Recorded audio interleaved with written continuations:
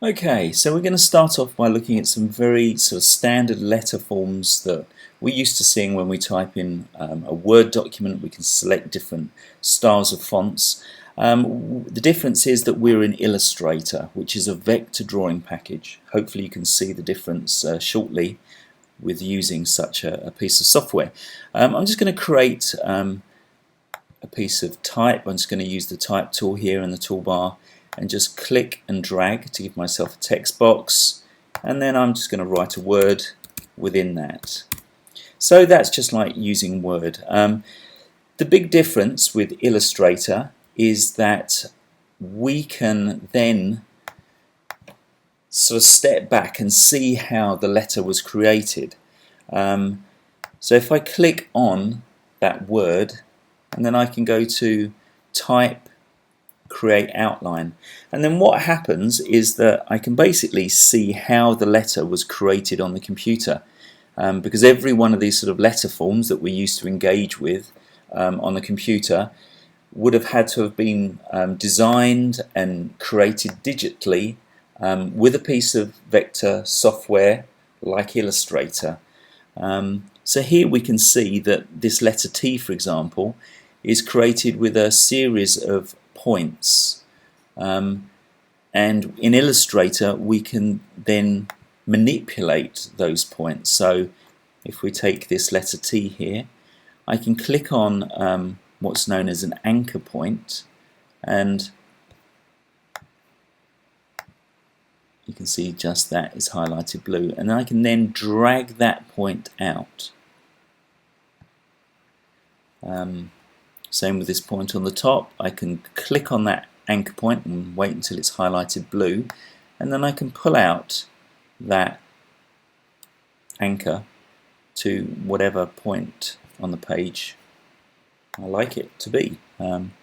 It's the same with these curves. We can click onto a shape and I can click and pull out. You notice the difference is with a curve that these little blue handles appear, and basically we can pull these handles out and rock the curve backwards and forth until it's in line with the rest of our letter, and we can use that as a way to manipulate our letter form. But basically we want a letter with the edges all look very smooth, that the different shapes blend nicely into one another. A really important thing about creating letter forms in Illustrator or a vector package, if we just zoom into this area, you'll notice that the quality of the image degrades, and that is because this part of the document is an image. So this is just a JPEG image which has been imported into the document. Whereas if you have a look at the vector image, you can zoom in again and again. You know, this is at 2,800%, and the image quality is absolutely perfect. So it means if you produce an artwork as a vector, it could be printed out on whatever scale, and the quality would be absolutely immaculate. So what we're trying to do, we're not trying to manipulate an existing letter form like we are doing here. As I said, with clicking on these anchor points, I'm just sort of showing you the origins of these letter forms, that each letter form would have to be created in Illustrator.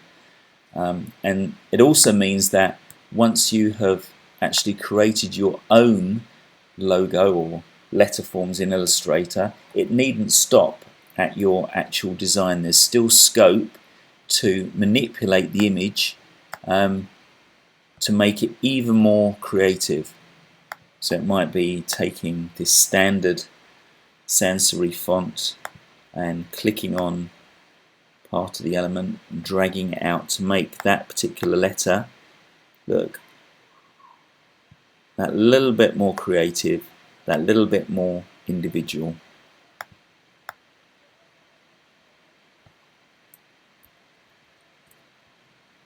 Adobe Illustrator.